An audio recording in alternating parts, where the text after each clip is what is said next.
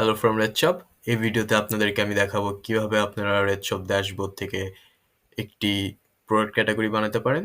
তো ফার্স্ট আপনাদেরকে যেটা করতে হবে, ড্যাশবোর্ডের সাইড মেনু বার থেকে প্রোডাক্টস অপশনে ক্লিক করতে হবে। প্রোডাক্টস অপশনে ক্লিক করার পরে আপনারা আরেকটি অপশন দেখবেন ক্যাটাগরিজ নামে। ক্যাটাগরিজ অপশনে ক্লিক করার পর আপনারা চলে আসবেন ক্যাটাগরিজ পেজে। কারেন্টলি আমার একটি ক্যাটাগরি লাইভ রয়েছে, ক্যাটাগরিটির নাম হচ্ছে আইফোন কেস, আর ক্যাটাগরিটির ভিতরে রয়েছে 4টি প্রোডাক্ট। এখন আমি একটি নতুন ক্যাটাগরি বানাবো। নতুন ক্যাটাগরি বানানোর জন্য আমাকে টপ রাইট কর্নারের অ্যাড ক্যাটাগরি বাটনে ক্লিক করতে হবে।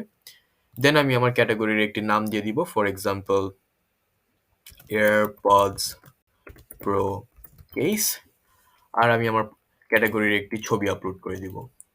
দেন আমি সিম্পলি আমার ক্যাটাগরিটাকে সাবমিট করে দিব।